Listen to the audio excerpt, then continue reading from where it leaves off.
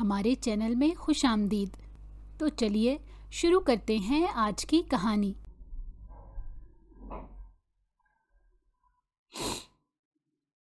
رات کی تاریکی ہر چیز کو اپنے اندر سمیٹ چکی تھی اور جنگل کے راستے ویرانی میں ڈوبے ہوئے تھے۔ پرانی اور خستہ حال حویلی کے کمرے میں ایمل ایک کونے میں سمٹی ہوئی خوف سے کانپ رہی تھی۔ اس کے آنسو رخساروں پر بہہ رہے تھے اور وہ بے بسی کی تصویر بنی ہوئی تھی۔ کمرے کے دروازے پر بھاری قدموں کی آواز گونجی۔ اشر اندر آیا تو اس کے چہرے پر غصہ اور آنکھوں میں عجیب سی چمک تھی۔ اس نے ایمل کی طرف دیکھا اور بولا، تمہیں یہ سب کچھ سہنا ہوگا کیونکہ تمہارے باپ نے وہ کیا جس کا جواب اب اسے تمہارے ذریعے ملے گا۔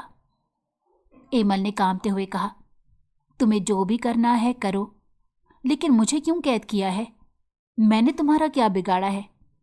میرے والد کے گناہوں کی سزا مجھے کیوں؟ اشر نے ایک لمحے کو خاموشی اختیار کی، پھر سخت لہجے میں بولا، یہ سزا نہیں ہے، یہ تمہارے والد کے غرور کا خاتمہ ہے۔ تم نے ہمیشہ اپنی زندگی کو عیش و آرام میں گزارا ہے، اس دولت کے بل بوتے پر جو میرے والد کی محنت کی تھی۔ اب میں وہ سب کچھ واپس لوں گا۔ ایمل نے سسکتے ہوئے کہا، تمہاری جنگ میرے والد سے ہے، مجھ سے نہیں۔ خدا کے لیے مجھے جانے دو۔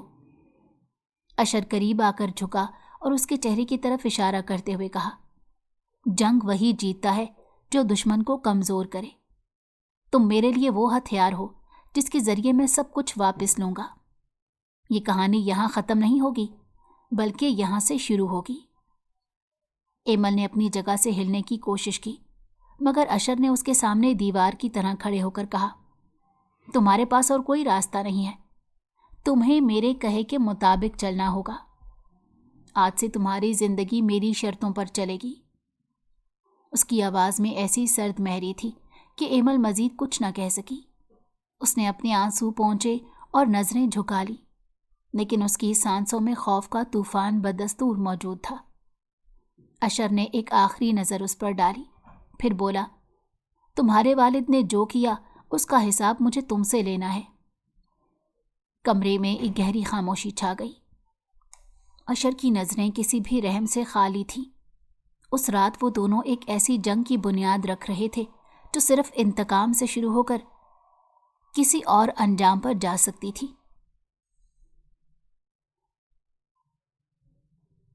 حویلی کی وسیع دالان میں روشنی کے جھرمٹ، مہمانوں کی چہل پہل اور کہکہوں کی گونج فضاؤں میں گونج رہی تھی۔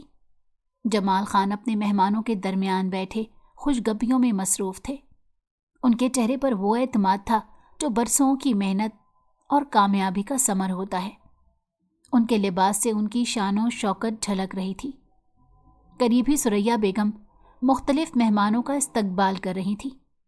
ان کی شخصیت میں وہ نرمی اور وقار تھا جو جمال خان کے ساتھ رہتے مزید نکھر گیا تھا۔ اشر ایک کونے میں کھڑا تھا اور ملازمہ کے ساتھ کھیلنے میں مصروف تھا۔ اس کی ہنسی اور شرارتوں سے پورا ماحول مزید خوشگوار ہو رہا تھا۔ اسی دوران جمال خان نے اپنی بات روک کر اسد کی طرف دیکھا جو ہاتھ باندھے مہمانوں کی خدمت میں مصروف تھا۔ اسد، میرے بھائی ذرا ادھر آؤ۔ جمال خان نے بلند آواز میں پکارا تو اسد فوراً آگے بڑھا۔ جی صاحب، آپ کچھ کہہ رہے تھے؟ جمال خان نے مسکراتے ہوئے کہا، دیکھو، یہ جو میری کامیابی، شان و شوکت اور جو یہ سب کچھ ہے تمہارے بغیر ممکن نہیں تھا۔ تم نے میرے کاروبار کو جس وفاداری اور محنت سے سنبھالا ہے اس کی میں ہمیشہ قدر کرتا رہوں گا۔ اسد نے شرمیلے لہجے میں جواب دیا، صاحب، یہ تو آپ کی مہربانی ہے، آپ نے مجھ پر اعتماد کیا، ورنہ کہاں میں اور کہاں آپ کا اتنا بڑا کاروبار۔ ثریا بیگم نے مسکراتے ہوئے اپنے شوہر کی طرف دیکھا۔ آپ ہمیشہ اسد کی اتنی تعریف کرتے ہیں کہ وہ شرما جاتا ہے۔ جمال خان نے ہنستے ہوئے کہا، ارے بھائی، سچ کہتا ہوں، اس نے میرے کاروبار کو زمین سے اٹھا کر آسمان پر پہنچا دیا ہے۔ ثریا بیگم نے ہلکے لہجے میں کہا، اور وہ جو آپ نے اتنی محنت اور دن رات کی جد و جہد کی، وہ کہاں گئی؟ جمال خان نے مسکراتے ہوئے کہا، وہ تو ہے ہی، لیکن اچھے ساتھی کے بغیر کوئی بھی کام آسان نہیں ہوتا۔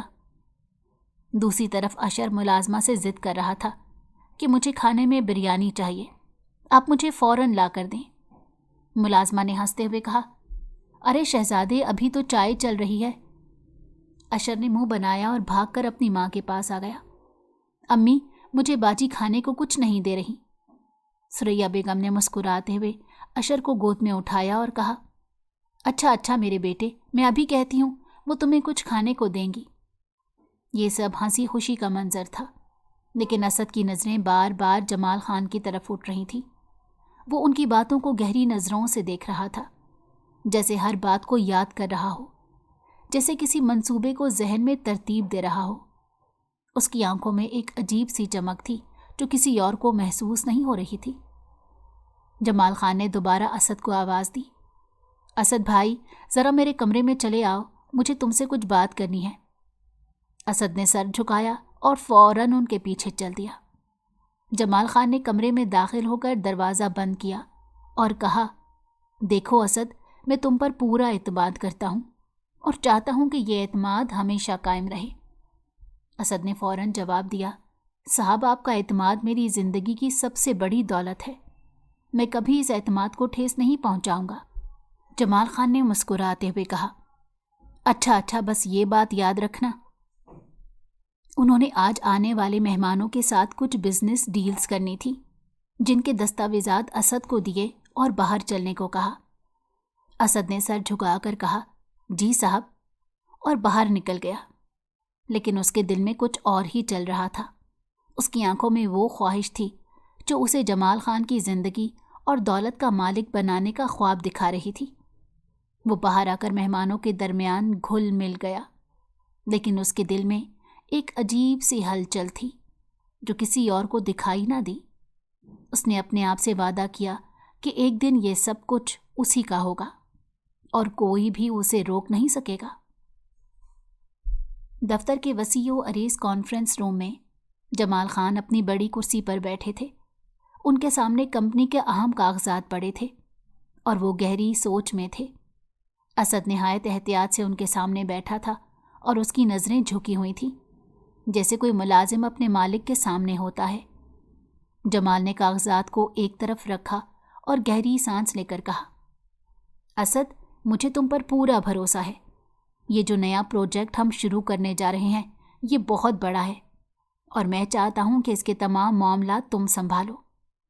اسد نے فوراً سر اٹھایا اور عاجزی سے کہا، صاحب، آپ کا یہ اعتماد میرے لیے سب سے بڑا انعام ہے۔ آپ دیکھیں گے کہ یہ پروجیکٹ کامیابی کی نئی مثال قائم کرے گا۔ جمال نے خوش ہو کر کہا، مجھے تم سے یہی امید تھی۔ اسد نے نرم لہجے میں کہا، صاحب، آپ جیسے رحم دل مالک کے لیے کام کرنا کسی عزت سے کم نہیں۔ آپ کی قیادت میں جو کچھ سیکھنے کو ملا وہ کسی یونیورسٹی میں بھی ممکن نہیں تھا۔ جمال نے مسکراتے ہوئے کہا، ارے بھائی، اتنی بڑی بڑی باتیں نہ کرو، مجھے تمہارے تجربے اور وفاداری پر پورا یقین ہے۔ اسد نے جلدی سے کہا، صاحب، آپ کی رہنمائی کے بغیر میں کچھ بھی نہیں ہوں، یہ سب آپ کی ہی محنت ہے۔ جمال نے ہنس کر کہا، اچھا یہ بتاؤ، اس پروجیکٹ کے لیے تمہیں کیا ضرورت ہوگی؟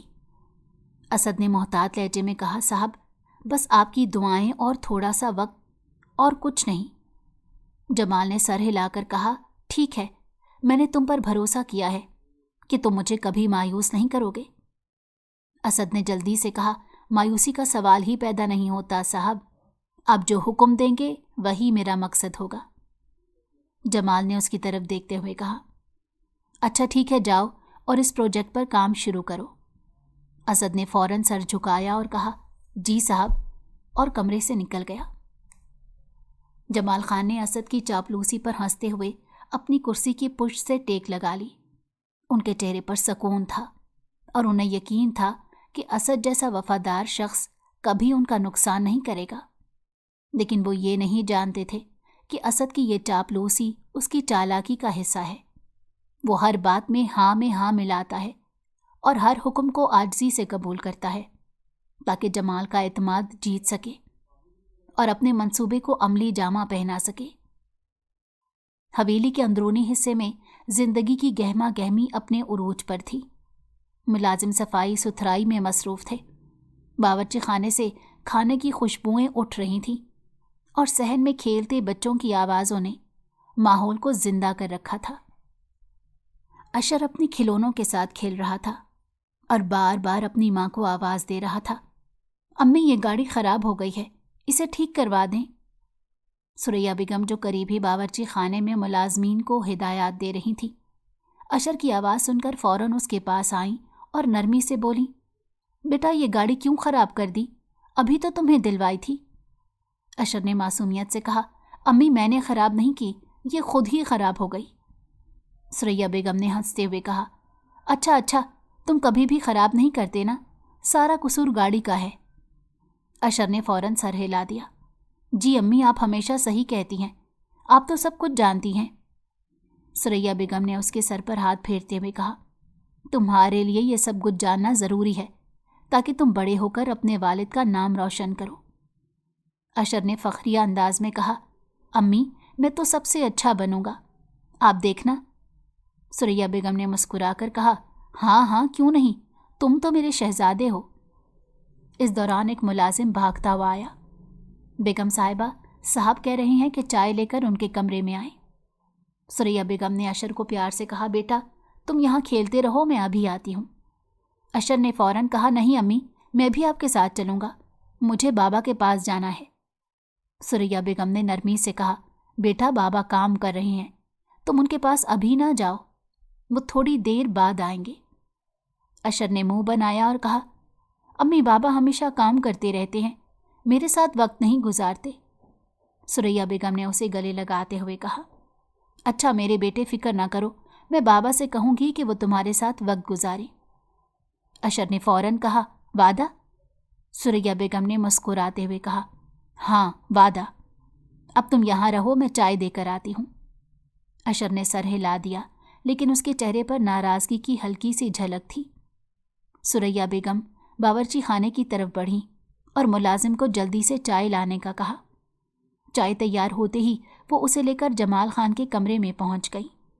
जमाल खान एक फाइल पर झुके हुए थे और गहरी सोच में थे। सुरैया बेगम ने चाय उनके सामने रखी और बोली, आपको काम से फुर्सत कब मिलेगी? जमाल खान ने नज़र उठाए बगैर कहा, ये सवाल आप हर रोज़ करती हैं और जवाब भी जानती हैं। सुरैया बेगम ने कहा, लेकिन अशर को आपकी ज़रूरत है, वो हमेशा शिकायत करता है कि आप उसके साथ वक्त नहीं गुजारते।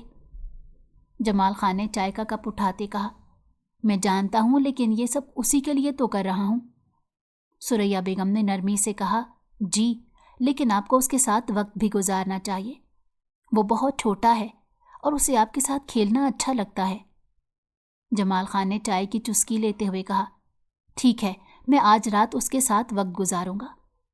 सुरैया बेगम ने मुस्कुराते हुए कहा, ये बात आप वादे के तौर पर कह रही हैं या फिर मामूल की तरह? जमाल खान ने मुस्कुराकर कहा, वादा, इस बार वादा। सुरैया बेगम ने हंसकर कहा, ठीक है, मैं अशर को बता देती हूँ, वो बहुत खुश होगा। जमाल खान ने कहा, उसे कहना कि वो मेरे लिए तैयारी करे, हम रात को एक साथ खेलेंगे। सुरैया बेगम कमरे से निकली और सीधी अशर के पास आईं, जो अब भी अपने खिलौनों के साथ मसरूफ़ था। उन्होंने अशर के बालों में हाथ फेरा और कहा, बेटे तुम्हारे बाबा ने वादा किया है कि आज वो तुम्हारे साथ खेलेंगे। अशर का चेहरा खुशी से खिल उठा और वो फ़ौरन बोला, सच अम्मी, क्या बाबा ने वाकई वादा किया है? सुरैया बेगम ने हंसते हुए कहा, हाँ मेरे बेटे सच, अब तुम खुश हो ना? अशर ने खुशी से नारा लगाया और कहा, मैं अभी तैयारी करता हूँ बाबा के साथ खेलने की। सुरैया बेगम ने उसे देखते हुए दिल ही दिल में दुआ की कि अशर की यह खुशी हमेशा कायम रहे और जमाल खान अपने बेटे के लिए वक्त निकाल सके। हवेली का यह पुरसकून मंजर किसी भी बाहर वाले को मुकम्मल खुशियों का घर लगता था, लेकिन सुरैया बेगम के दिल में कहीं न कहीं एक अजीब सी बेचैनी थी, जैसे कोई आने वाला तूफान इस सुकून को बर्बाद कर देगा। और उनका ये डर गलत साबित ना हुआ। जमाल खान अपना आज का वादा पूरा ना कर सके। वो अपने बेटे से खेलने के बजाय आज दफ्तर से लाचारी की हालत में घर लाए गए थे। سریا بیگم کے دل پر جیسے پہاڑ ٹوٹ پڑا تھا۔ اچانک کیا ہو گیا ان کو؟ اسد نے جمال خان کو سہارا دیا ہوا تھا۔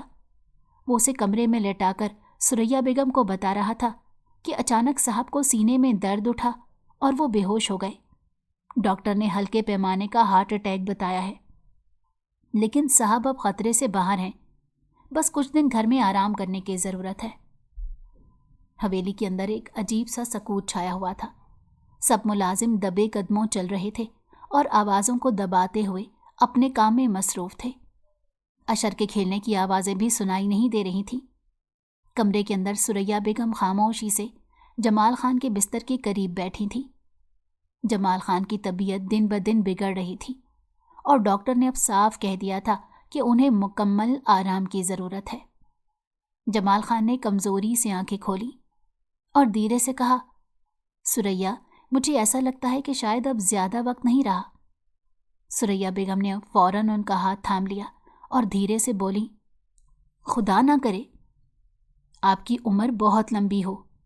جمال نے ہلکی مسکراہٹ کے ساتھ کہا، دعا ضرور کرو لیکن حقیقت کو بھی سمجھو۔ کمپنی اور اشر دونوں کا خیال رکھنا بہت ضروری ہے۔ اسی وقت اسد کمرے میں داخل ہوا اور جھک کر بولا، صاحب جی، کیا آپ کی طبیعت کچھ بہتر ہے؟ جمال خان نے آہستہ سے کہا، اسد میں ٹھیک ہوں، لیکن کمپنی کے معاملات کی فکر لگی رہتی ہے۔ اسد نے فوراً کہا، صاحب آپ ان باتوں کی بالکل فکر نہ کریں، آپ کا ہر حکم میرے لیے زندگی کا مقصد ہے۔ کمپنی کے سارے معاملات میں سنبھال لوں گا، آپ صرف اپنے آرام کا خیال رکھیں۔ جمال نے کمزور لہجے میں کہا، اسد تم پر ہمیشہ مجھے بھروسہ رہا ہے اور آج بھی میں یہی چاہتا ہوں کہ اشر کے مستقبل کے لیے تم میرا سہارا بنو۔ اسد نے جلدی سے کہا، صاحب یہ آپ کا احسان ہے کہ آپ نے ہمیشہ مجھ پر اعتماد کیا۔ میں اپنی جان بھی دے دوں گا لیکن آپ کو کبھی شکایت کا موقع نہیں دوں گا۔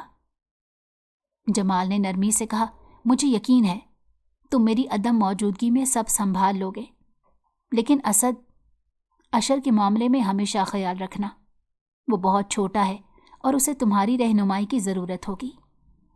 اسد نے جھک کر کہا، صاحب آپ بے فکر رہیں، اشر میرے لیے اپنے بیٹے سے بڑھ کر ہے، میں اس کا ہر طرح سے خیال رکھوں گا۔ جمال نے سر ہلا دیا اور آنکھیں بند کر لیں۔ سریا بیگم نے اسد کی طرف دیکھا اور کہا، اسد، صاحب کی طبیعت کے پیش نظر مجھے آپ پر مکمل بھروسہ ہے، لیکن آپ کو ہر فیصلہ ہمیں بتا کر لینا ہوگا۔ اسد نے فوراً کہا، بیگم صاحبہ یہ آپ کا گھر ہے اور آپ کے بغیر میں کچھ نہیں کر سکتا۔ اس کے بعد دن گزرتے گئے، جمال خان کی طبیعت مزید خراب ہوتی گئی اور اسد نے کمپنی کے معاملات پر اپنی گرفت مضبوط کرنی شروع کر دی۔ اس نے ملازمین کو خود سے براہ راست جواب دے کرنا شروع کر دیا اور ہر فائل پر خود دستخط کرنے لگا۔ سریا بیگم نے جب یہ سب دیکھا تو انہوں نے ایک دن اسد کو روک کر کہا، اسد تم ہر معاملے میں خود فیصلے کیوں لینے لگے؟ اسد نے نرمی سے جواب دیا، بیگم صاحبہ میں صرف کام کی رفتار بڑھانے کی کوشش کر رہا ہوں تاکہ صاحب جی کو کوئی پریشانی نہ ہو۔ سریا بیگم نے گہری سانس لے کر کہا، لیکن یاد رکھو کہ یہ سب فیصلے ہمیں بتا کر کیے جائیں۔ اسد نے جلدی سے کہا، جی بیگم صاحبہ، جیسا آپ حکم دیں گی ویسا ہی ہوگا۔ لیکن جیسے جیسے وقت گزرتا گیا، اسد کی خود مختاری بڑھتی گئی۔ وہ کمپنی کے معاملات میں مزید مضبوط ہوتا گیا اور اپنے فیصلے بغیر مشورے کے کرنے لگا۔ اس کی چاپلوسی اور خوشامد کی وجہ سے سریا بیگم کو شک ہونے لگا کہ کچھ نہ کچھ گڑبڑ ضرور ہے، لیکن وہ جمال خان کی بگڑتی طبیعت کی وجہ سے کچھ نہ کہہ سکی اور بس خاموشی سے سب دیکھتی رہی۔ جمال خان بستر پر نیم دراز تھے، ان کی آنکھوں میں تھکن اور چہرے پر گہری سنجیدگی تھی۔ قریب ہی ایک میز پر فائلوں کا انبار پڑا ہوا تھا اور ان کے برابر میں بیٹھے اسد نے ان فائلوں کو ترتیب دینے میں اپنی پوری توجہ مرکوز کر رکھی تھی۔ جمال خان نے دھیرے سے آنکھیں کھولی اور کمزور آواز میں کہا، اسد، کیا سب کچھ ٹھیک چل رہا ہے؟ اسد نے فوراً چوکنا ہو کر کہا، جی صاحب سب کچھ ٹھیک ہے، آپ کو کسی بھی بات کی فکر کرنے کی ضرورت نہیں۔ جمال خان نے آہستہ سے سر ہلایا اور کہا، مجھے اشر کی فکر رہتی ہے، وہ بہت چھوٹا ہے اور میرے بعد اسے سب کچھ سنبھالنے کے لیے وقت چاہیے ہوگا۔ اسد نے فوراً ان کی بات کاٹتے ہوئے کہا، صاحب، آپ کی زندگی میں ایسا وقت کبھی نہیں آئے گا۔ آپ ہمیشہ ہمارے ساتھ رہیں گے اور اشر کو اپنی رہنمائی دیتے رہیں گے۔ جمال خان نے ایک گہری سانس لی اور کہا، اسد، حقیقت کو جھٹلایا نہیں جا سکتا۔ میں دیکھ رہا ہوں کہ میری حالت روز بروز خراب ہو رہی ہے۔ مجھے اپنی ذمہ داریوں کا بندوبست کرنا ہوگا۔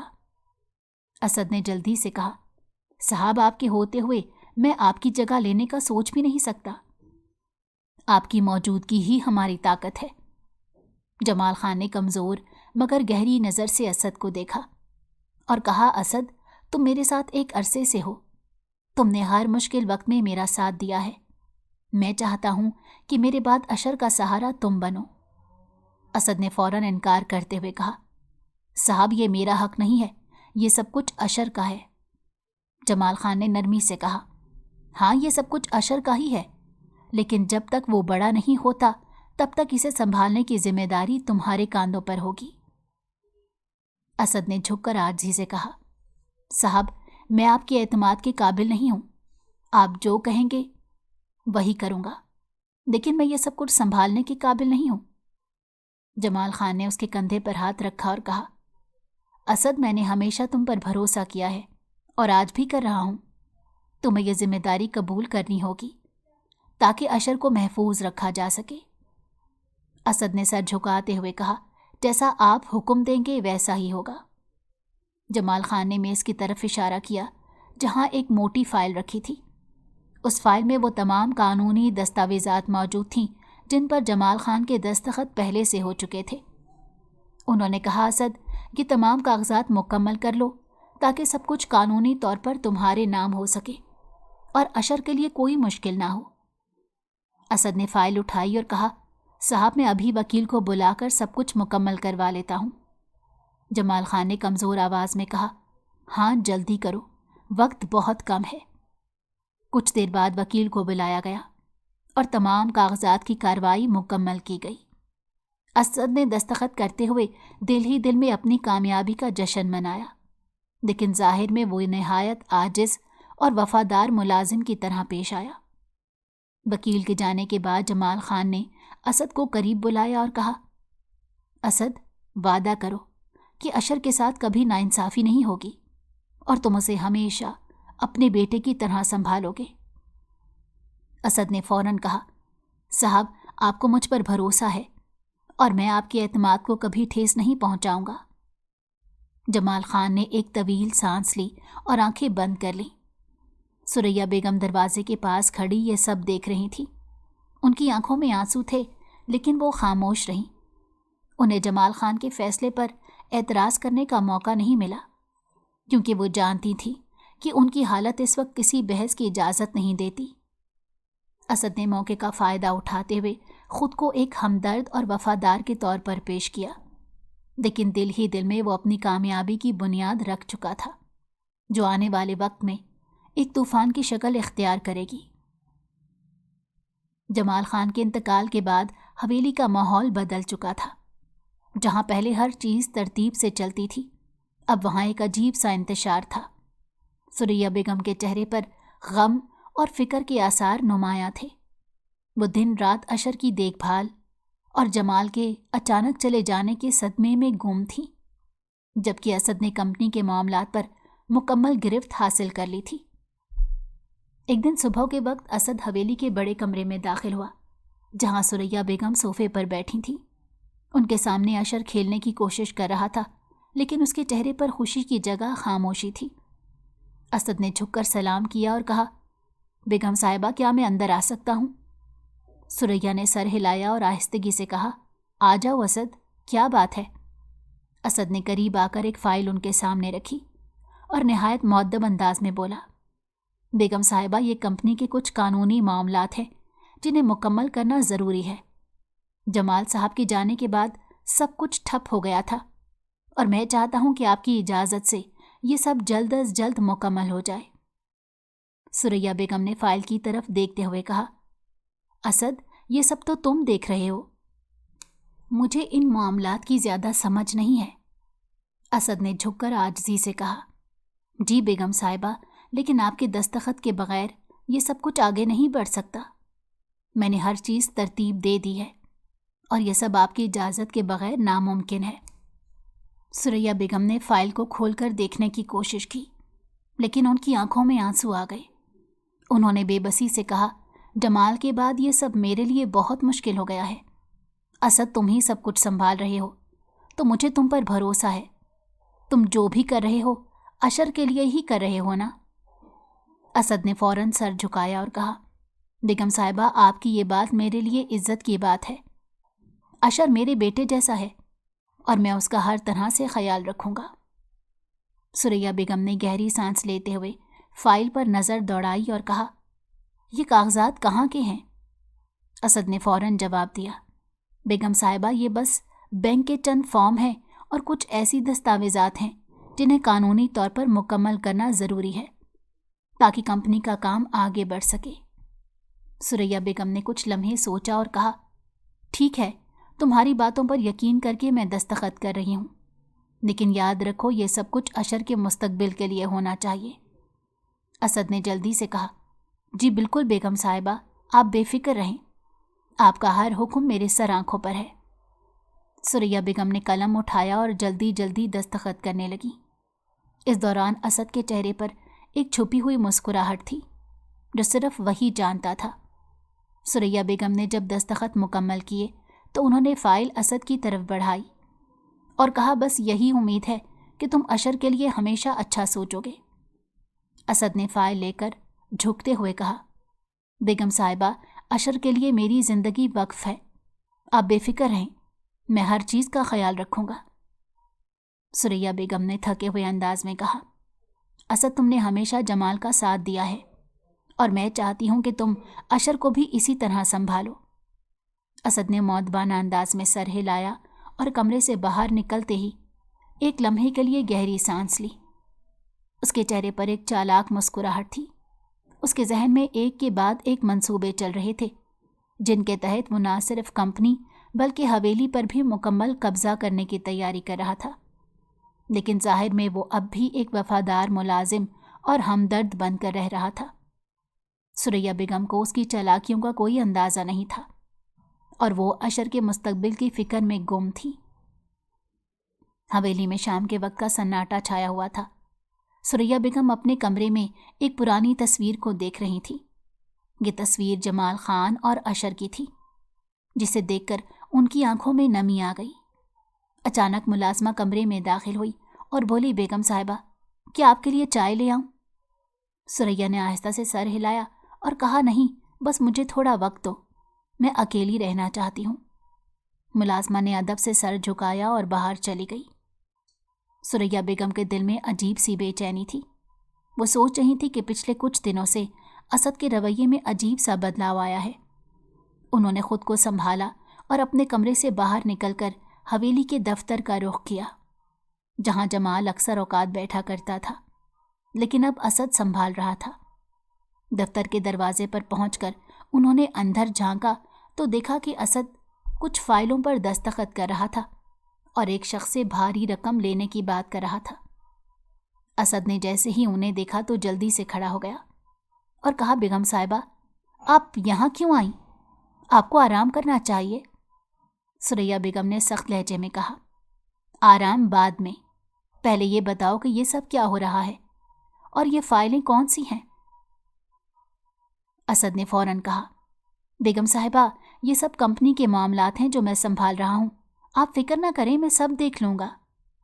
ثریا بیگم نے قریب آ کر میز پر رکھی ایک فائل اٹھائی اور کہا، یہ سب میرے علم کے بغیر کیسے ہو رہا ہے؟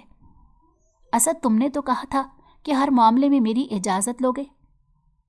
اسد نے جھک کر نرمی سے کہا، بیگم صاحبہ، آپ پہلے ہی بہت پریشان ہیں، میں نے سوچا کہ آپ کو مزید تنگ نہ کروں اور یہ سب خود ہی دیکھ لوں۔ ثریا بیگم نے غصے سے کہا، تم نے سوچا یہ سب خود دیکھ لو گے؟ یہ سب کچھ جمال کے بعد اشر کے لیے ہے اور تم یہ سب میرے بغیر کیسے کر سکتے ہو؟ اسد نے فوراً کہا، بیگم صاحبہ، یہ سب اشر کے لیے ہی کر رہا ہوں، آپ کو مجھ پر بھروسہ کرنا چاہیے۔ سریا بیگم نے گہری نظر سے اسد کو دیکھا اور کہا، بھروسہ کر کے میں نے بہت غلطیاں کی ہیں۔ جمال نے تم پر بھروسہ کیا اور میں نے بھی، لیکن تم نے اس کا فائدہ اٹھایا ہے۔ تم نے مجھے کبھی حقیقت نہیں بتائی۔ یہ سب میرے ان کے بغیر کیسے ہو رہا ہے؟ اسد نے جلدی سے کہا، بیگم صاحبہ آپ غلط سمجھ رہی ہیں، میں تو صرف آپ کا وفادار ہوں۔ سریا بیگم نے فائلیں واپس میز پر پھینک دی اور اپنی کرسی پر گر کر بیٹھ گئیں۔ ان کا سانس پھول رہا تھا اور چہرہ زرد ہو رہا تھا۔ اسد نے آگے بڑھ کر کہا، بیگم صاحبہ آپ ٹھیک ہیں؟ میں ڈاکٹر کو بلاتا ہوں۔ سریا نے کمزور آواز میں کہا، اشر کو سنبھال لینا۔ یہ کہتے ہی ان کی آنکھیں بند ہو گئیں۔ اسد نے جلدی سے ملازموں کو بلایا، لیکن دل ہی دل میں وہ اپنے منصوبے کو کامیاب ہوتا دیکھ کر مطمئن تھا۔ سریا بیگم کے انتقال کے بعد حویلی میں غم کا ماحول چھا گیا، لیکن اسد نے فوراً تمام معاملات اپنے ہاتھ میں لے لیے۔ اشر کو تسلی دینے کے بہانے اس نے اسے اپنے قریب کر لیا اور دنیا کے سامنے خود کو ایک ہمدرد اور وفادار انسان کے طور پر پیش کیا، لیکن دل میں وہ جانتا تھا کہ اب اسے کوئی نہیں روک سکتا، اور اس نے مکمل طور پر حویلی اور کمپنی پر اپنی گرفت مضبوط کر لی تھی۔ حویلی کی فضا میں ایک عجیب سی خاموشی چھائی ہوئی تھی۔ اشر اپنے کمرے میں ایک کونے میں بیٹھا اپنے والدین کی تصویروں کو دیکھ رہا تھا۔ وہ تصویریں جو کبھی اس کے لیے خوشیوں کی علامت ہوا کرتی تھیں، اب اس کے لیے صرف درد اور تنہائی کا ثبوت بن چکی تھیں۔ اس کی آنکھوں میں آنسو تھے، لیکن وہ خود کو مضبوط ظاہر کرنے کی کوشش کر رہا تھا۔ اسی وقت دروازے پر ہلکی سی دستک ہوئی اور ایمل اندر داخل ہوئی۔ اس کے ہاتھ میں ایک کھلونا تھا جو وہ ہچکچاتے ہوئے بولی، اشر بھائی، یہ کھلونا آپ کے لیے لائی ہوں، شاید آپ کا دل بہل جائے۔ اشر نے غصے سے اس کی طرف دیکھا اور کہا، تمہیں کتنی بار کہا ہے مجھے بھائی مت کہو، اور یہاں سے چلی جاؤ۔ ایمل نے حیرت سے کہا، لیکن میں تو صرف آپ کو خوش کرنے کی کوشش کر رہی تھی۔ اشر نے سخت لہجے میں کہا، مجھے تمہاری کسی چیز کی کوئی ضرورت نہیں، اور تم یہاں دوستی کرنے آئی ہو۔ ایمل نے خاموشی سے کھلونا زمین پر رکھا اور کمرے سے باہر چلی گئی۔ وہ اپنے آنسو چھپانے کی کوشش کر رہی تھی، لیکن اشر کی نظروں میں صرف اپنے ماں باپ کا دکھ تھا۔ ایمل اسد خان کی بیٹی تھی، جو اب مستقل طور پر اپنی فیملی کے ساتھ اس حویلی میں بس چکا تھا۔ کچھ دیر بعد اسد کمرے میں داخل ہوا اور بظاہر ہمدردی سے کہا، اشر بیٹا کیا کر رہے ہو؟ مجھے لگا تم نے کچھ کھایا پیا نہیں۔ اشر نے تلخ لہجے میں کہا، مجھے کسی چیز کی ضرورت نہیں۔ اسد نے قریب آ کر کندھے پر ہاتھ رکھا اور کہا، دیکھو بیٹا، تمہارے بابا نے مجھ پر اعتماد کیا تھا۔ اشر نے فوراً کندھے سے ہاتھ جھٹک دیا۔ اسد نے مصنوعی ہنسی کے ساتھ کہا، بیٹا تم ابھی چھوٹے ہو اور باتوں کو نہیں سمجھ سکتے، وقت کے ساتھ سب کچھ سمجھ آ جائے گا۔ اشر نے غصے سے کہا، مجھے سب کچھ سمجھ آ چکا ہے۔ اسد نے ایک لمحے کے لیے اس کی آنکھوں کو دیکھا، جیسے وہ اشر کی باتوں کے پیچھے چھپے عزم کو سمجھ رہا ہو، لیکن اس بار اس نے کچھ نہ کہا اور خاموشی سے کمرے سے باہر نکل گیا۔ اشر دوبارہ اپنی تصویروں کی طرف دیکھنے لگا۔ وقت گزرتا گیا، اشر تنہائی اور دکھ کے ساتھ بڑا ہوتا گیا، لیکن دل میں انتقام کی آگ دن بدن بڑھتی رہی۔ اس کے دن حویلی کے دیگر بچوں کے ساتھ کھیل کود میں گزرتے، لیکن ہر لمحہ اس کے دل میں اپنے ماں باپ کا دکھ اور اسد سے نفرت کا احساس بڑھتا رہتا۔ خاص طور پر ایمل کی موجودگی اس کے زخموں کو مزید گہرا کر دیتی، کیونکہ ایمل کی معصومیت کے باوجود وہ اسے اسد کا عکس سمجھتا تھا۔ اشر اپنی عمر کے ساتھ مضبوط اور سمجھدار ہو چکا تھا۔ اس کے چہرے پر وہ معصومیت نہیں رہی تھی جو بچپن میں ہوا کرتی تھی۔ اس کو اپنی والدہ کے ساتھ ہونے والے اس رویے کی یادیں آج بھی تڑپاتی تھیں۔ وہ راتوں کو جاگ کر سوچتا کہ اسد نے کیسے اپنی میٹھی باتوں کے ذریعے اس کی ماں کو دھوکہ دیا تھا۔ اس کی ماں اکثر اسے کہتی تھی، بیٹا تمہیں سب کچھ سنبھالنا ہوگا، کیونکہ یہ دنیا ہر کسی کے لیے اتنی رحم دل نہیں ہوتی۔ لیکن ان کے یہ الفاظ اشر کے دل میں ایک زخم کی طرح تھے، جو اسے ہر لمحہ یاد دلاتے کہ وہ اس جنگ میں تنہا ہے۔ اب اس کی آنکھوں اور دل میں بدلے کی آگ تھی۔ اس کے ہر عمل میں ایک عزم تھا، اور وہ عزم صرف ایک چیز کے لیے تھا، اپنے والدین کے قاتلوں کو ان کے انجام تک پہنچانا۔ اس نے اپنی زندگی کا ہر لمحہ اسی مقصد کے لیے وقف کر دیا۔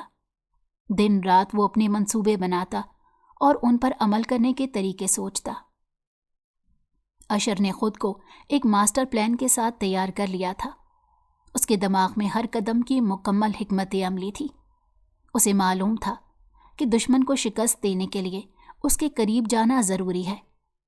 اس نے فیصلہ کیا کہ وہ اسد کے سامنے ایک وفادار ساتھی کے طور پر پیش آئے گا اور اندرونی طور پر اپنی ساری جائیداد واپس لینے کے لیے کام کرے گا۔ ایک دن اشر نے اسد کے دفتر میں قدم رکھا۔ چہرے پر مسکراہٹ تھی اور لہجے میں دوستی کا رنگ تھا۔ السلام علیکم انکل، میں نے سوچا آپ سے ملوں اور پوچھوں کہ آپ کی طبیعت کیسی ہے؟ اسد نے مسکراتے ہوئے کہا، وعلیکم السلام بیٹا، خوش آمدید، تمہارا آنا ہمیشہ خوشی دیتا ہے۔ اشر نے شائستگی سے کہا، انکل میں نے سوچا کہ میں آپ کے کاموں میں کچھ مدد کر دوں۔ آپ نے مجھے ہمیشہ ایک بیٹے کی طرح سمجھا ہے، اس لیے میں چاہتا ہوں کہ آپ کے ساتھ مل کر کاروبار کو آگے بڑھاؤں۔ اسد نے حیرانی سے اشر کو دیکھا، لیکن جلدی سے اپنی حیرت کو چھپاتے ہوئے کہا، یہ تو بہت اچھی بات ہے بیٹا، اگر تم کاروبار میں دلچسپی لیتے ہو تو میں خوشی سے تمہیں شامل کر لوں گا۔ اشر نے مسکرا کر کہا، انکل میں نے آپ سے بہت کچھ سیکھا ہے اور اب چاہتا ہوں کہ آپ کی رہنمائی میں اپنے پیروں پر کھڑا ہو سکوں۔ اشر آہستہ آہستہ اسد کے قریب ہونے لگا اور کاروبار کے معاملات میں شامل ہونے لگا۔ وہ ہر موقع پر اسد کی تعریف کرتا اور اپنی وفاداری کا یقین دلاتا۔ اسد کے لیے اشر ایک قابل اعتماد شخص بن چکا تھا، لیکن اشر اندرونی طور پر اپنی جائیداد واپس لینے کے لیے قانونی اقدامات کر رہا تھا۔ وہ خفیہ طور پر وکلاء سے ملتا اور تمام ضروری دستاویزات تیار کرواتا۔ ایک رات کی تاریکی میں اشر اپنے کمرے میں بیٹھا تھا۔ اس کے ہاتھ میں اپنے والدین کی ایک پرانی تصویر تھی۔ اس نے تصویر کو دیکھا اور آہستہ سے کہا، امی ابو، میں نے خود سے وعدہ کیا تھا کہ آپ کے ساتھ ہونے والی ناانصافی کا بدلہ لوں گا، اور آج وہ دن قریب ہے۔ میں کسی کو نہیں چھوڑوں گا، ان لوگوں کو بھی نہیں جنہوں نے ہماری خوشیوں کو لوٹا ہے۔ اس کے دل میں ایمل کا خیال آیا، ایمل جو ہمیشہ اس کے قریب رہنے کی کوشش کرتی، لیکن اشر نے کبھی اس کے لیے نرم گوشہ پیدا نہیں کیا، کیونکہ وہ اسے اپنے والدین کی موت کا سبب سمجھتا تھا۔ اسی رات اشر نے فیصلہ کر لیا۔ اس نے اپنے ایک قابل اعتماد دوست کو فون کیا اور کہا، سب تیاری مکمل ہے، مجھے ایمل کو یہاں سے لے جانا ہے۔ دوست نے حیرت سے کہا، اشر کیا تم واقعی یہ سب کرنے جا رہے ہو؟ اشر نے مضبوط لہجے میں کہا، ہاں، اب وقت آ گیا ہے کہ اسد کو اس کے کیے کی سزا دی جائے۔ رات کے آخری پہر اشر اس کے کمرے کے قریب پہنچا۔ اس نے کھڑکی سے جھانکا۔ ایمل گہری نیند میں تھی۔ اشر نے چپکے سے کھڑکی کا سہارا لے کر اندر قدم رکھا۔ اس نے ایمل کو جگانے کی کوشش کی، لیکن وہ جاگتے ہی ڈر گئی اور چیخنے کی کوشش کی۔ اشر نے فوراً اس کا منہ اپنے ہاتھ سے بند کر دیا اور سخت لہجے میں کہا، شور مت کرو ورنہ تمہارے لیے اچھا نہیں ہوگا۔ ایمل نے خوف سے اس کی آنکھوں میں دیکھا اور کانپتی ہوئی آواز میں کہا، اشر بھائی یہ کیا کر رہے ہیں؟ اشر نے غصے سے کہا، میں تمہارا بھائی نہیں ہوں، یہ لفظ دوبارہ مت کہنا۔ اشر نے ایمل کو زبردستی اپنے ساتھ لے جانے کی کوشش کی۔ ایمل نے مزاحمت کی، لیکن اشر کی مضبوط گرفت کے آگے وہ بے بس ہو گئی۔ وہ اسے ایک ویران جگہ پر لے گیا جہاں پہلے سے سب انتظام کیا جا چکا تھا۔ ایمل نے روتے ہوئے کہا، اشر یہ سب کیا ہو رہا ہے؟ اشر نے سرد لہجے میں کہا، جو کچھ ہونا تھا وہ ہو چکا، اب تمہیں میرے ساتھ نکاح کرنا ہوگا۔ ایمل نے حیرت سے کہا، یہ کیسے ممکن ہے؟ اشر نے کہا، یہ سب ممکن ہے اور تمہارے بابا کو یہ دھچکا لگانا ضروری ہے۔ ایمل نے روتے ہوئے کہا، لیکن کیوں؟ اشر نے غصے سے کہا، کیونکہ یہ وہی لوگ ہیں جنہوں نے میرے والدین کی زندگی برباد کی تھی۔ میں تمہارے ذریعے انہیں بتاؤں گا کہ ان کے کیے کا انجام کیا ہوتا ہے۔ ایمل نے مزید کچھ کہنے کی کوشش کی، लेकिन अशर ने उसे चुप करवाया और निकाह की तैयारी मुकम्मल की। निकाह के बाद अशर ने एमल के सामने अपने माँ बाप की कहानी बयान की। उसने कहा, क्या तुम जानती हो कि तुम्हारे बाबा ने मेरे साथ क्या किया? वो जो हमेशा अपने आप को वफादार जाहिर करते थे, उन्होंने मेरे वालिदैन को धोखा दिया। मेरी माँ के सदमे से मरने के बाद वो सब कुछ हड़प कर गए और मुझे एक मुलाजिम की तरह रखा।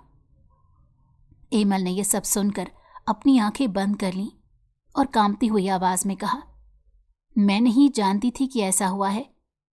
अशर ने कहा, अब तुम जान गई हो, लेकिन याद रखो ये सब तुम्हारे बाबा की वजह से हुआ है। एमल ने अपनी नज़रें झुका ली और आहिस्ता से कहा, अशर, अगर आपको लगता है कि ये सब करने से आपके ज़ख्म भर जाएंगे तो मैं कुछ नहीं कहूँगी, लेकिन मेरे दिल में हमेशा ये सवाल रहेगा कि क्या इस नफ़रत के साथ आप कभी सुकून पा सकेंगे? अशर ने खामोशी से उसकी तरफ देखा, लेकिन कोई जवाब ना दिया। उसकी आंखों में एक अजीब सी बेबसी थी जो जाहिर कर रही थी कि वो सिर्फ अपने वालिदैन के लिए इंसाफ चाहता है। अशर ने हैरत से एमल की तरफ देखा। उसके दिल में पहली बार एमल के लिए नरम गोशा पैदा हो रहा था, लेकिन वो अपने जज्बात को काबू में रखने की कोशिश कर रहा था, क्योंकि वो जानता था कि उसकी मंजिल अभी बहुत दूर है। वो असद को तबाह करने के करीब था, लेकिन उसके दिल में एक अजीब सा तनाज़ा पैदा हो गया था। सुबह का वक्त था और एमल की माँ जब नाश्ते की मेज़ पर बैठी तो एमल को ना पाकर बेचैनी के आलम में कमरे की तरफ गई, क्योंकि एमल हमेशा उनके साथ ही उठ जाती थी और अपने बाबा से पहले नाश्ते की मेज़ पर मौजूद होती थी। एमल, एमल कहाँ हो बेटा? उसने कमरे का दरवाज़ा खोला तो वहाँ मुकम्मल खामोशी छाई हुई थी। हर चीज़ अपनी जगह पर थी, लेकिन एमल कहीं नज़र नहीं आ रही थी। उसका दिल जैसे बैठ सा गया। वो वॉशरूम की तरफ भागी और दरवाज़ा खोलकर झांका, मगर वहाँ भी कुछ नहीं था। वो परेशानी में चीख पड़ी और फौरन अपने शौहर असद के पास पहुंची। असद, जो अभी नाश्ते की मेज़ पर पहुंचा था, एमल की माँ को इस हाल में देखकर चौंक गया। क्या हुआ? वो परेशानी से बोला। एमल अपने कमरे में नहीं है, मैंने हर जगह देख लिया है, वो कहीं भी नहीं है। उसकी माँ की आंखों में आंसू थे और आवाज़ लरज रही थी। असद ने उसे थोड़ा पुरसकून करने की कोशिश की।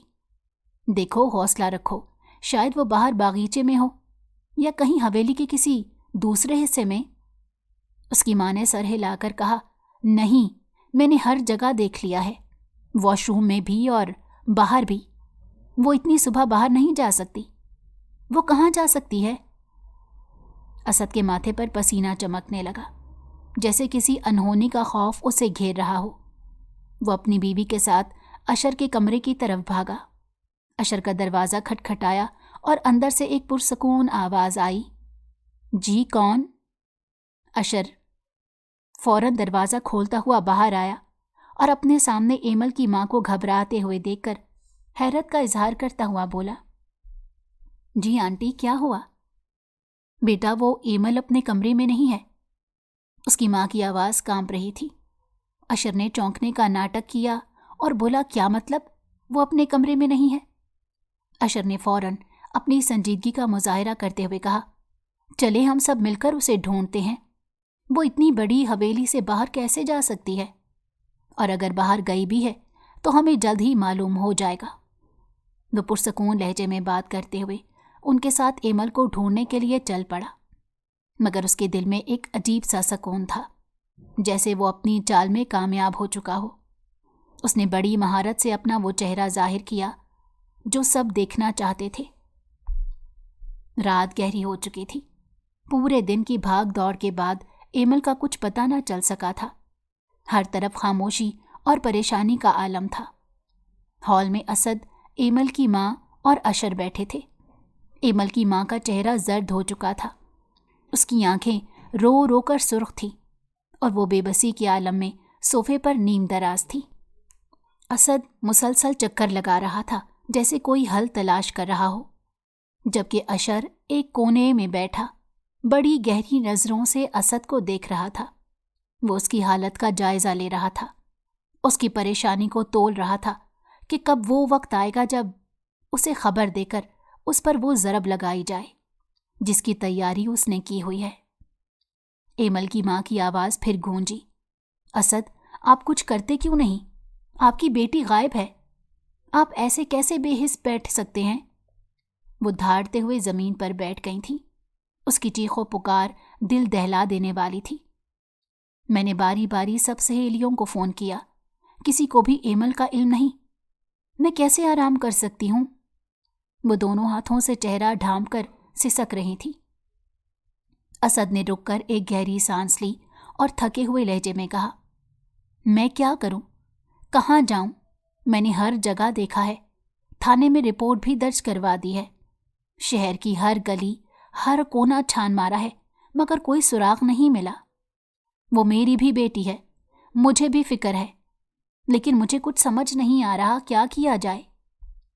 اس کی آواز میں مایوسی اور تھکن صاف جھلک رہی تھی۔ اشر جو خاموشی سے بیٹھا سب کچھ دیکھ رہا تھا آگے بڑھا، انکل آنٹی، میرا خیال ہے کہ آپ لوگ کچھ دیر آرام کر لیں، کل صبح ہم نئے سرے سے تلاش شروع کریں گے۔ آپ کی حالت ایسی نہیں کہ مزید برداشت کر سکیں۔ ایمل کو ڈھونڈنا ہے تو آپ کا صحت مند رہنا بہت ضروری ہے۔ اس کی آواز میں ہمدردی اور سکون تھا، لیکن اس کے چہرے پر ایک عجیب سی مسکراہٹ چھپی ہوئی تھی جو کسی نے نہیں دیکھی۔ ایمل کی ماں نے غصے میں کہا، میں آرام کیسے کر سکتی ہوں؟ میری اکلوتی بیٹی غائب ہے، وہ مجھے ہر حال میں چاہیے، اس کے بغیر میں زندہ نہیں رہ سکتی۔ وہ دوبارہ زور زور سے رونے لگی۔ اسد نے تھکے قدموں سے آگے بڑھ کر اپنی بیوی کو سہارا دیا اور اسے اٹھاتے ہوئے کہا، چلو تمہیں کمرے میں لے چلتا ہوں، تمہاری حالت دیکھ کر مجھے اور پریشانی ہو رہی ہے۔ وہ اسے سہارا دیتے ہوئے کمرے کی طرف لے گیا۔ اشر نے ان دونوں کو کمرے کی طرف جاتے دیکھا اور اپنی جگہ سے اٹھ کر باہر نکل گیا۔ اس کے قدم تیزی سے اس جگہ کی طرف بڑھ رہے تھے جہاں وہ اپنی چال کا اگلا وار کرنے کی تیاری کر رہا تھا۔ اس کے چہرے پر سکون تھا اور آنکھوں میں ایک عجیب سی چمک، جیسے وہ شطرنج کے کھیل کا ایک اور مہلک وار کرنے جا رہا ہو۔ جنگل کے اس پرانی حویلی کے پچھواڑے ایک سنسان کمرے کی طرف اس کے قدم بڑھتے جا رہے تھے جہاں اس نے ایمل کو چھپا کر رکھا تھا اور اس لمحے کا انتظار کر رہا تھا جب اس کے وار سے اسد خان کی خود ساختہ دنیا زمین بوس ہو جائے۔ اشر اور ایمل کے درمیان خاموشی چھائی ہوئی تھی۔ وہ ایک دوسرے کے قریب ہونے کے باوجود اندرونی طور پر ایک دوسرے سے دور تھے۔ اشر کے دل میں انتقام کی آگ بھڑک رہی تھی، جبکہ ایمل کا دل جذبات کی کشمکش میں مبتلا تھا۔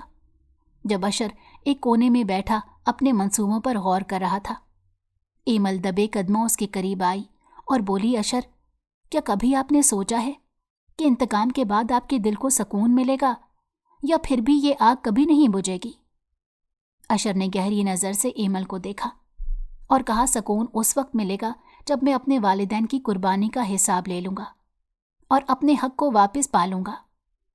ایمل نے نم آنکھوں سے کہا، لیکن کیا یہ سب کچھ کسی کی زندگی برباد کر کے حاصل کرنا ضروری ہے؟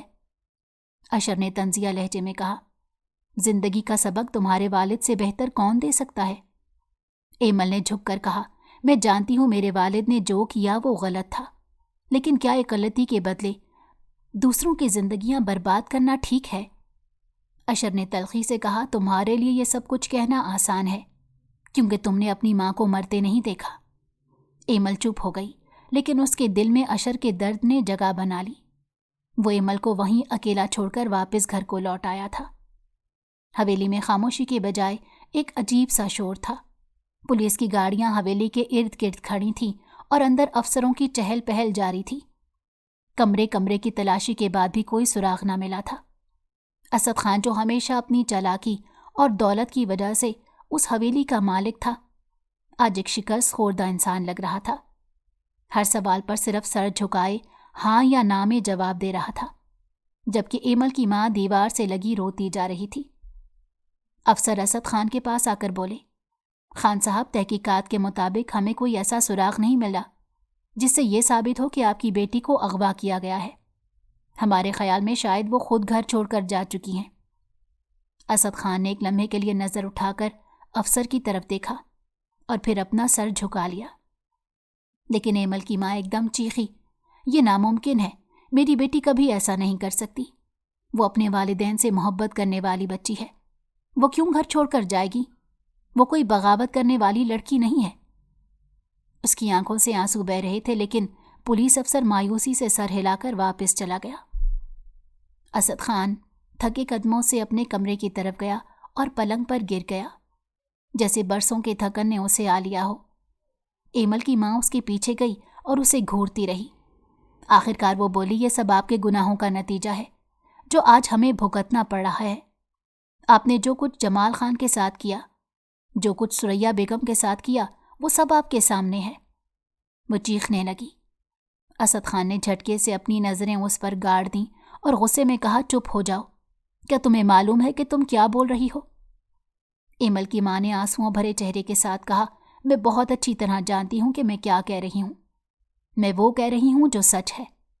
آپ نے جمال خان کے ساتھ دھوکہ کیا، ان کی بیماری کا فائدہ اٹھایا اور ان کی بیوی کو مجبور کر کے انہیں جائیداد سے الگ کر دیا، اور پھر ان کے بیٹے کو یتیم کر کے ان کی دنیا تباہ کر دی، اور آج وہی ظلم ہم پر لوٹ کر آیا ہے۔ یہ آپ کا ہی کیا ہوا ہے۔ وہ غصے اور غم کی ملی جلی کیفیت میں بولتی جا رہی تھی۔ اسد خان اپنی جگہ سے اٹھا اور آہستہ سے بولا، اپنے منہ کو بند رکھو، اگر یہ سب اشر نے سن لیا تو قیامت آ جائے گی۔ تم سمجھتی کیوں نہیں؟ وہ ہمیں ختم کر دے گا۔ لیکن اس کی بیوی پھر بھی خاموش نہ ہوئی۔ قیامت تو آ چکی ہے، ہمارے لیے ہماری بیٹی غائب ہے، اب کس کام کی یہ دولت اور یہ جائیداد؟ اس کی آواز اتنی بلند ہو گئی کہ دروازے کے باہر کھڑا اشر صاف سن رہا تھا۔ اشر کے دل میں ایک عجیب سا سکون پیدا ہوا اور اس کے چہرے پر ایک مسکراہٹ آ گئی۔ اس نے دل ہی دل میں سوچا، اب وقت آ چکا ہے کہ اسد خان پر آخری وار کیا جائے۔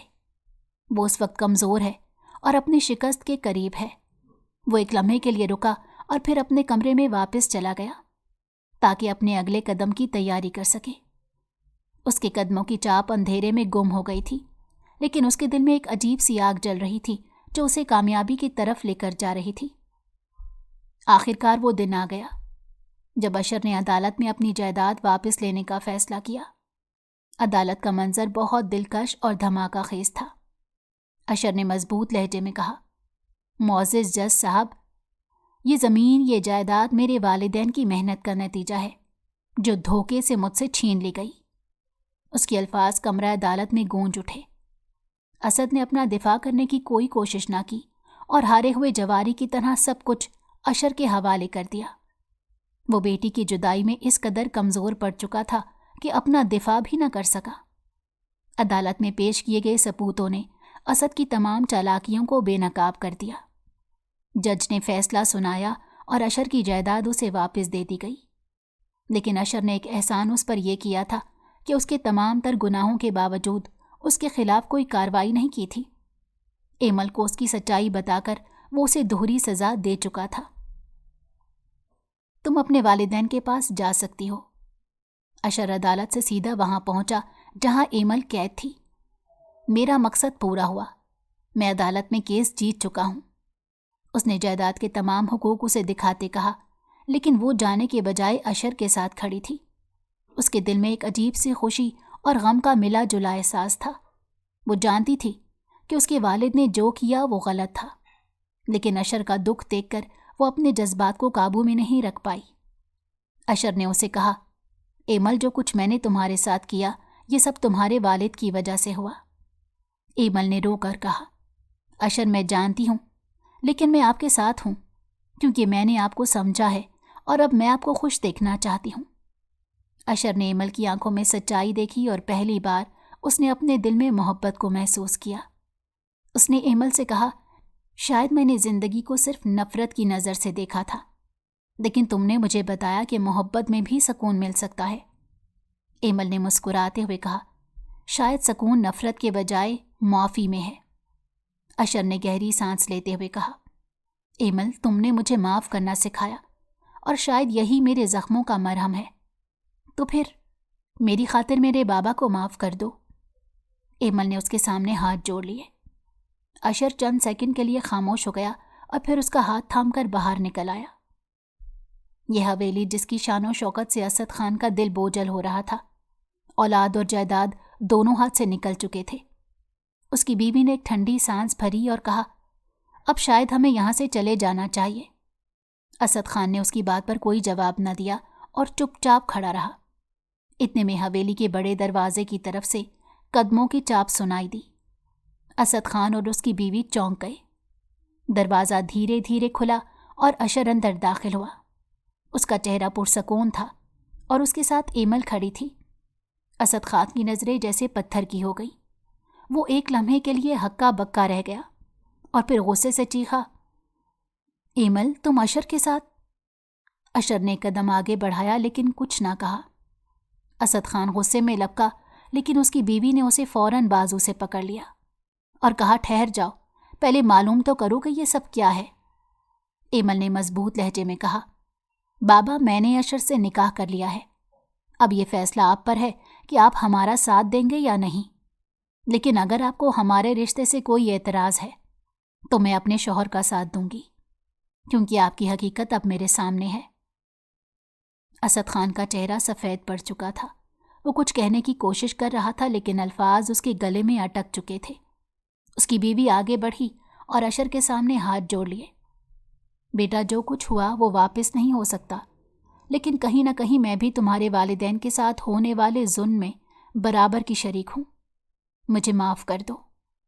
اشر نے اسے دیکھ کر ایک لمحے کے لیے توقف کیا اور پھر دھیرے سے کہا، آنٹی آپ نے میرے ماں باپ کے ساتھ جو کیا وہ شاید میں کبھی بھول نہ سکوں، لیکن ایمل کی خاطر میں آپ کو معاف کرتا ہوں۔ یہ سب سن کر اسد خان جیسے زمین پر بیٹھ گیا۔ اس کے گھٹنے جواب دے گئے اور وہ اشر کے قدموں میں جھک کر کہنے لگا، بیٹا میں ایسا گنہگار ہوں جسے شاید معافی کے لائق بھی نہ سمجھا جائے، لیکن اگر تمہارے دل میں ذرا سی بھی رحم کی گنجائش ہے تو مجھے معاف کر دو۔ اشر نے ایمل کی طرف دیکھا جو اپنے والد کی یہ حالت دیکھ کر آنکھوں میں آنسو لیے کھڑی تھی۔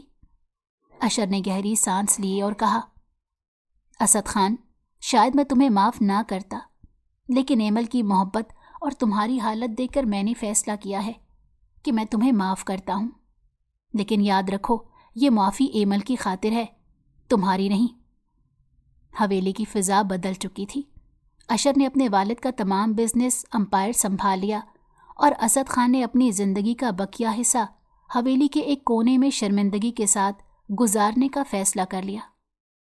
ایمل نے اپنی محبت اور اشر کی مضبوطی کے ساتھ ایک نئی زندگی کا آغاز کیا، اور یہ حویلی جو کبھی مکر و فریب کی گواہ تھی، آج سکون اور محبت کی نئی کہانی کا آغاز کر چکی تھی۔